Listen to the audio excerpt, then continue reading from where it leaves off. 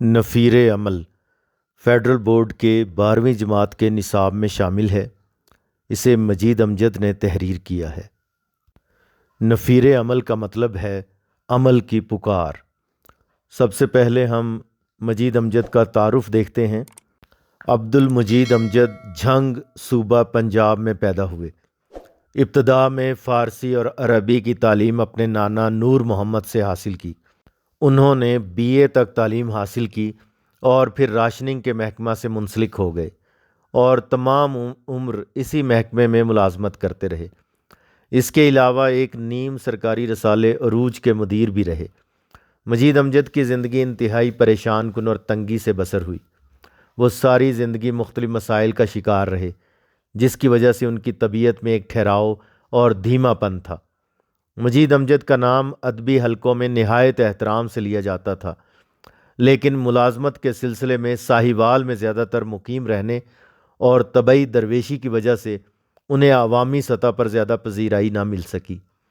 زندگی کا زیادہ تر حصہ شہر کے ہنگاموں سے دور کھلے آسمان تلے گزارنے کی وجہ سے ان کی شاعری کو ایک عرضی بنیاد ملی۔ ان کی شاعری کا پس منظر زمین اور زمین کی محبت ہے۔ ان کو اصل شہرت ان کی وفات کے بعد ملی۔ مجید امجد نے کم عمری سے ہی شاعری شروع کی تھی، لیکن ان کی شاعری کا مجموعہ کافی تاخیر سے شائع ہوا۔ وہ بنیادی طور پر نظم کے شاعر تھے۔ چونکہ ان کی ساری زندگی حسن و یاس اور پریشانی میں بسر ہوئی، اس لیے ان کی شاعری میں بھی دل گرفتگی کی فضا ملتی ہے۔ انہوں نے نہ صرف ذاتی کرب کو شاعری کا موضوع بنایا، بلکہ زندگی کو بھی ایک وسیع تناظر میں دیکھتے رہے۔ لہٰذا جب وہ عصری مسائل کو شاعری کا پیکر عطا کرتے ہیں تو وہ انفرادی ہونے کے ساتھ ساتھ اجتماعی رنگ بھی اختیار کر لیتے ہیں۔ اس کے علاوہ انہوں نے حیات کے تجربے بھی کیے اور اردو نظم کو نئے انداز اور آہنگ سے روشناس کیے۔ نظم کا مرکزی خیال: ہمیں تقدیر کا گلہ شکوہ کرنے کے بجائے عملی اقدام کرنے چاہیے۔ اپنے حالات بدلنے کے لیے خلوص اور محنت سے کام کرنا چاہیے اور کسی سے خوفزدہ نہیں ہونا چاہیے۔ نظم کا خلاصہ: اے وطن کے نوجوانوں، ہم کب تک اپنی بدنصیبی کا گلہ شکوہ کرتے رہیں گے اور ناکامیوں پر آنسو بہاتے رہیں گے؟ تقدیر اور زمانے کی شکایت کے بجائے آؤ ہم کوئی عملی اقدام کریں۔ وطن کے چمن خزاں رسیدہ ہیں، شبستان روشنی سے محروم ہیں، پورا ملک آہو فریاد کا مرکز بنا ہوا ہے۔ آؤ اس اجڑی بستی کو پھر سے آباد کریں، اپنی قوم کو مایوسی اور ذہنی غلامی سے نجات دلائیں۔ آؤ نفسا نفسی کے ہنگامے میں وفا اور محبت کے نایاب جذبوں کو عام کریں۔ ہمیں عالمی طاقتوں کی شان و شوکت سے مروب نہیں ہونا چاہیے۔ مکر و فریب، منافقت اور حرص و ہوس کو چھوڑ کر آؤ ملک و قوم کے لیے مخلص ہو کر کام کریں۔ اب نظم کی تشریح کی طرف بڑھتے ہیں۔ آؤ کب تک گلہ شومی تقدیر کریں، کب تلک ماتم ناکامی تدبیر کریں، کب تلک شیون جور فلک پیر کریں، کب تلک شکوائے بے مہری ایام کریں، نوجوانان وطن آؤ کوئی کام کریں۔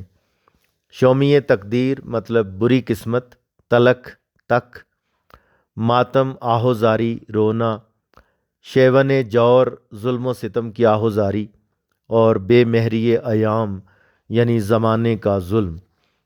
یہ نظم مخمس ترجیح بند کی حیت میں ہے۔ مخمس ترجیح بند 5 مصروں پر مشتمل ہوتی ہے اور 5واں مصرع ٹیپ کا مصرع ہوتا ہے، یعنی جو ہر بند کے آخر میں من و عن دہرایا جاتا ہے۔ نفیر عمل کا ٹیپ کا مصرع نوجوانان وطن آؤ کوئی کام کریں ہے۔ اس میں مجید امجد نوجوانوں سے مخاطب ہیں اور پوری نظم ان کو ہی مخاطب کر کے لکھی گئی ہے، کیونکہ کسی بھی قوم کی قسمت اور مقدر کو بدلنے میں نوجوانوں کا اہم کردار ہوتا ہے۔ بہادر نوجوان کسی بھی قوم کا سرمایہ ہوتے ہیں۔ وہ اپنے زور بازو سے ملک کی تقدیر کو بدلنے کی صلاحیت رکھتے ہیں۔ اقبال بھی اپنے شاعری میں اکثر نوجوانوں کو خطاب کرتے ہیں اور ان سے محبت اور انسیت کا اظہار کرتے ہیں۔ محبت مجھے ان جوانوں سے ہے सितारों पे जो डालते हैं कमंद। चुनाचे मजीद अमजद भी इस नज़्म में नौजवानों की अहमियत को तस्लीम करते हुए उनको मुखातिब करके कहते हैं कि तुम कब तक तकदीर से शिकवा करते रहोगे और अपनी तदबीरों की नाकामी पर मातम करोगे। आओ अपनी तकदीर खुद बनाओ और अपने कुव्वत बाजू से अपनी तदबीर बदल डालो, क्योंकि ज़िंदा कौमें अमल करने पर यकीन रखती हैं। उनकी ज़िंदगी हर दिन उनको तरक्की की नई राहें दिखाती है, क्योंकि उनके हौसले बुलंद और हिम्मत जवां है। वो तकदीर पर इन्हिसार करके हाथ पर हाथ रख कर बैठे नहीं रहते, बल्कि अपने लिए नई राहें खुद तलाश करते हैं। इसी फरमान को शायर ने क्या खूबसूरत अंदाज में कहा है, खुदा ने आज तक उस कौम की हालत नहीं बदली, न हो जिसको ख्याल आप अपनी हालत के बदलने का। इसलिए शायर नौजवानों को अपना तरीका बदलने की तलकीन कर रहे हैं। अगले शेर में कहते हैं कि तुम कब तक अपनी बुरी तकदीर का जिम्मेदार आसमान को करार देकर उसको कोसते रहोगे। हमारी क्लासिकी शायरी में बुरी तकदीर का जिम्मेदार आसमान को ठहराया जाता था, क्योंकि शायर पर जितनी परेशानियां आती थीं उनका जिम्मेदार वो आसमान को करार देता था, क्योंकि आसमान शायर को खुश और शादमान नहीं देख सकता। आतिश कहते हैं, ज़मीने चमन गुल खिलाती है क्या क्या, बदलता है रंग आसमां कैसे कैसे। शायर कहता है कि ये बातें महज तवाहमात पर मबनी हैं। तुम कब तक आसमान को अपनी नाकामियों का ज़िम्मेदार ठहराओगे? तुम कब तक लोगों को मूरद इल्ज़ाम ठहराओगे कि वो तुम पर जुल्म कर रहे हैं? क्योंकि ये तमाम वजूहात महज बहाना है। क्योंकि अगर हम बाहिम्मत हैं, हम में जज्बा है, हमें अपने ज़ोरे बाजू पर इन्हिसार है, तो हम किसी से शिकस्त नहीं खाएंगे और ना अपनी नाकामियों का ज़िम्मेदार किसी और को ठहराएंगे। इसलिए शायर कहता है कि वतन के नौजवानों, आओ आगे बढ़ो, अपनी तकदीर खुद बनाओ। खुद अमल तेरा है, सूरत गर तेरी तकदीर का, शिकवा करना हो तो अपना कर, मुकद्दर का ना कर। दूसरा बंद, आज बर्बादे ख़िज़ां है चमनिस्ताने वतन, आज महरूम तजल्ली है शबिस्ताने वतन, मरकज़े नाला व शेवन है दबिस्ताने वतन, वक्त है चाराए दर्दे दिले नाकाम करें, नौजवानाने वतन आओ कोई काम करें। वतन दोस्ती मजीद अमजद के कलाम की बहुत बड़ी खूबी है। वो चाहते हैं कि हमारा वतन समाजी बुराइयों से दूर हो जाए, लोगों में अखलाकी बुलंदी आ जाए, उनमें इत्तफाक व इत्तेहाद पैदा हो जाए।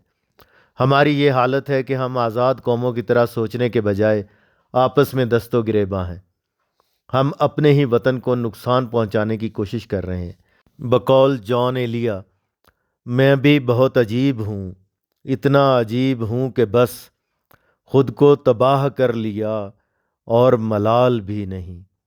इस बंद में शायर ने वतन को एक बाग की तरह खूबसूरत कहा है, जिसमें ख़ज़ां का मौसम है, और इस मौसम में बाग की तमाम खूबसूरती और रानाई ख़त्म हो चुकी है। ख़ज़ां के मौसम से यहाँ मुराद मुल्क की परेशानियाँ और मुसीबतें हैं, मुल्की मसाइल हैं। अगर हम पाकिस्तान बनने के बाद के हालात देखें तो मुसलमानों ने जितनी कुर्बानियों के बाद मुल्क हासिल किया था कि अपना अलग मुल्क होगा, उसमें अपनी मर्ज़ी की ज़िंदगी गुजारेंगे, मुल्क के बारे में बहुत से सपने देखे थे। ऐसा मुल्क जहाँ मजहबी, माशरती, अखलाकी गरज के हर हवाले से एक बेहतरीन ज़िंदगी मैसर होगी, मगर बदकिस्मती से ऐसे ख्वाब पूरे ना हो सके। यही वजह है कि वतन उस तजल्ली और रोशनी से महरूम है। सिर्फ चंद मखसूस अफराद या तबकात दोनों हाथों से वतन की दौलत समेटने में मसरूफ़ हैं। बकौल शायर, फिर भयानक तीरगी में आ गए, हम गजर बजने से धोखा खा गए, जिनको हम समझा कि ये अब्रे बहार, वो बगुले कितने गुलशन खा गए। फ़र्क सिर्फ ये है कि पहले हम गैरों के ज़ेरे अताब थे, अब अपनों की सख्तियाँ झेल रहे हैं। इसलिए शायर नौजवानों को मुखातिब करते हुए कह रहा है कि ए नौजवानों, आओ मिलकर इस सूरत हाल को बदलें, क्योंकि नौजवानों में वो क़ुव्वत और ताकत है कि वो वक्त के धारे को तब्दील करने की सलाहियत रखते हैं। तीसरा बंद, आओ उजड़ी हुई बस्ती को फिर आबाद करें, آؤ جکڑی ہوئی روحوں کو پھر آزاد کریں، آؤ کچھ پیروی مسلک فرہاد کریں، یہ نہیں شرط وفا بیٹھ کے آرام کریں، نوجوانان وطن آؤ کوئی کام کریں۔ اجڑی یعنی برباد، جکڑی ہوئی یعنی قید، پیروی تقلید کرنا، مسلک یعنی مذہب، فرہاد ایک تاریخی کردار۔ مجید امجد کی نظمیں موضوع اور اسلوب کے اعتبار سے جداگانہ حیثیت رکھتی ہیں۔ وہ اپنی شاعری کے لیے خام مواد اپنے گرد و پیش سے اخذ کرتے ہیں۔ وہ اپنے عہد کے سیاسی، سماجی اور اقتصادی مسائل کو بہت سادہ انداز میں بیان کرتے چلے جاتے ہیں۔ مجید امجد کسی تحریک سے وابستہ نہیں تھے، اس لیے ان کے یہاں زندگی کے تمام مسائل موجود ہیں۔ ایک حساس شاعر کی طرح انہوں نے زندگی کی مختلف سطحوں پر پیدا شدہ انتشار کو محسوس کیا اور اپنے عہد کے حالات و واقعات پر گہری نظر اور ان سے متاثر ہونے سے سیاسی، سماجی، اقتصادی مسائل کو اپنی نظموں میں پیش کیا۔ چنانچہ اس بند میں بھی انہوں نے اسی طرح کے موضوعات کو بیان کیا ہے۔ یہاں وطن کو انہوں نے اجڑی ہوئی بستی کہا ہے۔ ظاہر ہے جہاں مسائل کا انبار ہو، لوگوں کی زندگی میں بے چینی، بے قراری اور تکالیف ہوں، وطن کے لوگ ہی ایک دوسرے کے خون کے پیاسے ہوں، لوگ بنیادی حقوق سے محروم ہوں، ظاہر ہے وہ بستی اجڑی بستی ہی کہلاتی ہے۔ ملک کے عوام معاشی، معاشرتی، سیاسی، مذہبی غرض ہر حوالے سے پست ہو چکے ہیں۔ لوگوں کی حالت ایسی ہے جیسی روحوں کو جکڑ دیا گیا ہو، یعنی ان کے اپنے نظریات، اپنی سوچ، اپنی موت آپ مر چکی ہے، جذبوں کا فقدان ہے۔ اس لیے نوجوانوں کو مخاطب کرتے ہوئے کہتے ہیں کہ اے وطن کے نوجوانوں، تم ہی وہ لوگ ہو جو اس اجڑی بستی کو پھر سے آباد کر سکتے ہو، لوگوں کے سوئے ہوئے جذبوں اور ان کے احساسات کو دوبارہ سے زندہ کر سکتے ہو۔ یہاں شاعر نے فرہاد کی تلمیح استعمال کرتے ہوئے ان کو آگے بڑھنے کا درس دیا ہے۔ فرہاد ایک رومانوی داستان کا کردار ہے جس نے اپنی محبوبہ شیریں کے لیے تیشے کے ذریعے پہاڑ کاٹ کر دودھ کی نہر کھودی اور عشق و ہمت میں امر ہو گیا۔ اس کی مثال دیتے ہوئے شاعر نوجوانوں کو مخاطب کرتا ہے کہ تم بھی فرہاد کی پیروی اختیار کرو۔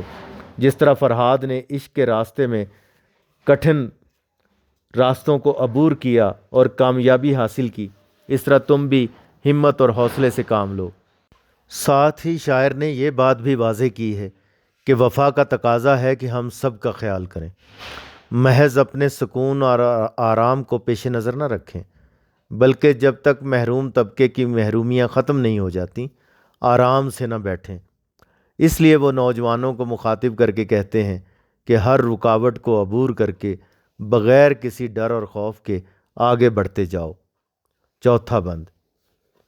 ایک ہنگامہ سا ہے آج جہاں میں برپا، آج بھائی ہے سگے بھائی کے خون کا پیاسا، آج ڈھونڈے سے نہیں ملتی زمانے میں وفا، آؤ اس جن سے گراں مایا کو پھر عام کریں، نوجوانان وطن آؤ کوئی کام کریں۔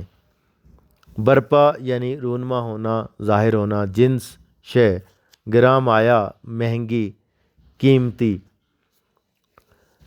اس بند میں شاعر نے زمانے کے حالات کی سچی تصویر پیش کی ہے کہ دور حاضر میں آج ہر طرف نفسا نفسی کا عالم ہے۔ معاشرے میں خلوص، محبت، پیار سب ختم ہو چکا ہے۔ رشتوں میں پہلے جیسا تقدس، احترام اور پیار باقی نہیں رہا۔ یہی وجہ ہے کہ بھائی بھائی کا دشمن ہے، بھائی بھائی کے خون کا پیاسا ہے۔ انسان میں پیار محبت کے بجائے نفرت اور حسد کے جذبات پروان چڑھنے لگے ہیں۔ دولت کا لالچ بڑھ گیا ہے۔ بقول اقبال، ہوس نے ٹکڑے ٹکڑے کر دیا ہے نوح انساں کو، اخوت کا بیاں ہو جا، محبت کی زباں ہو جا۔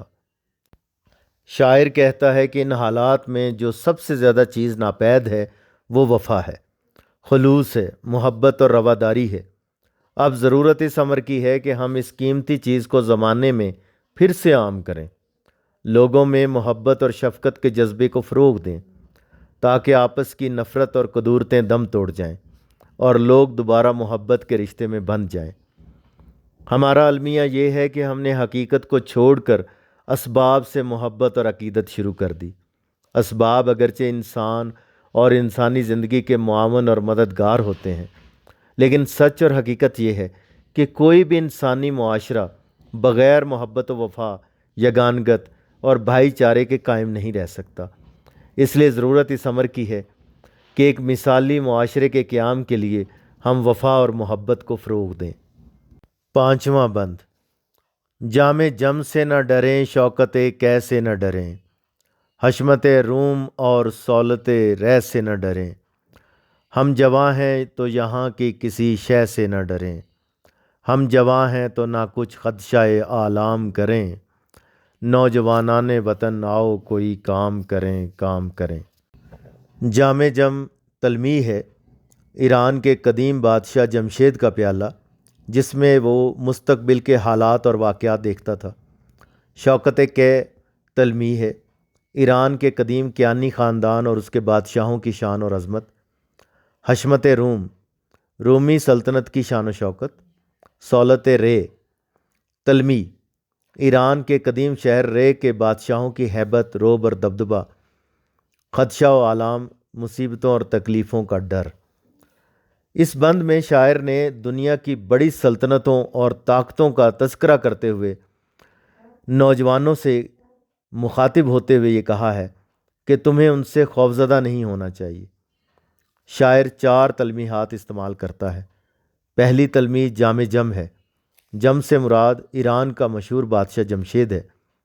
کہا جاتا ہے کہ اس کے پاس ایک ایسا جام تھا جس میں وہ مستقبل کے ہونے والے واقعات عالم کو دیکھ لیتا تھا اور اپنے خلاف ہونے والی سازشوں سے بر وقت آگاہ ہو جاتا تھا۔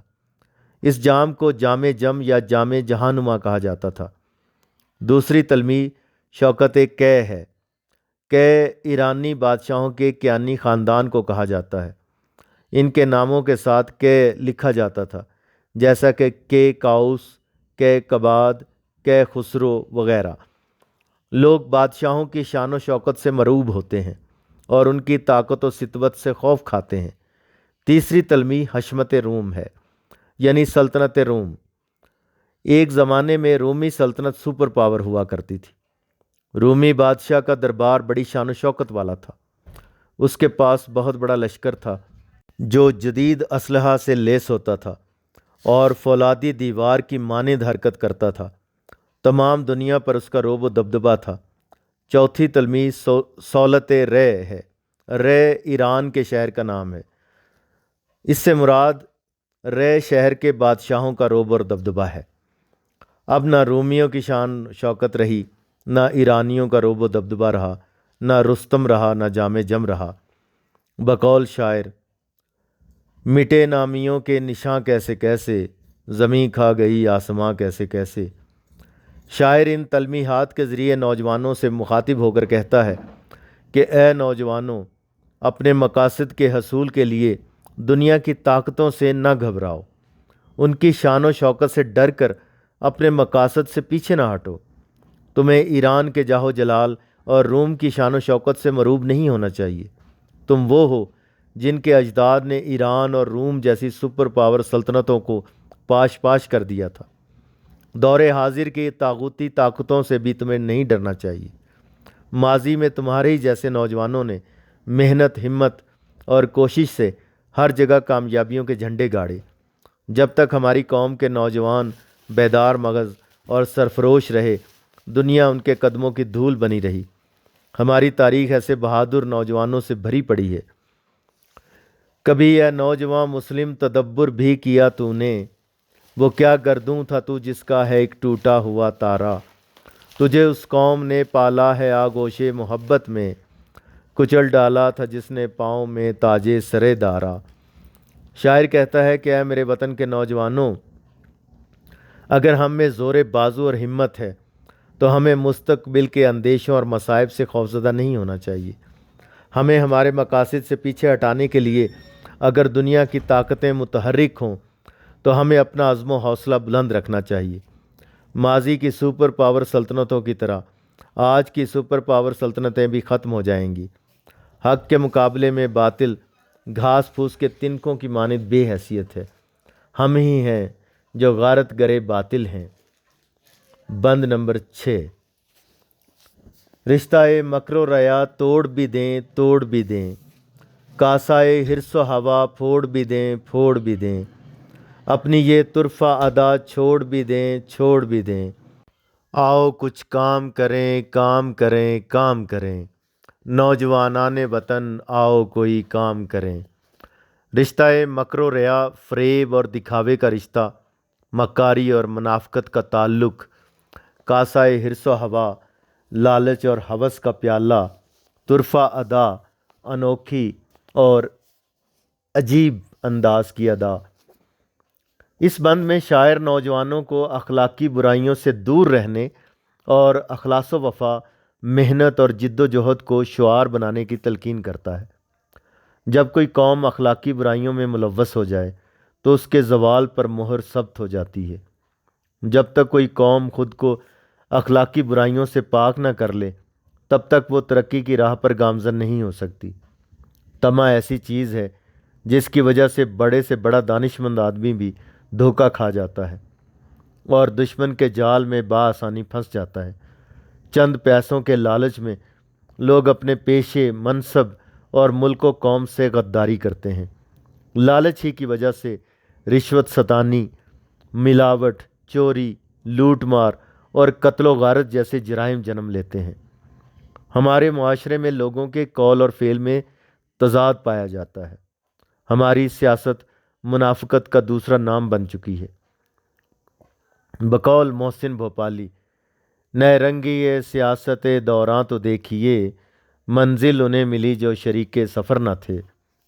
چونکہ قوم کے نوجوان ہی مستقبل کے معمار ہوتے ہیں، اس لیے شاعر نوجوانوں ہی سے مخاطب ہے اور کہتا ہے کہ اے میرے وطن کے نوجوانوں، فریب کاری، دھوکہ دہی اور دکھاوے کے رشتے اب توڑ دیں، حرص و ہوس کے کاسے کو توڑ دیں، اپنی نیتوں کو طمع اور حرص و ہوا سے پاک رکھیں۔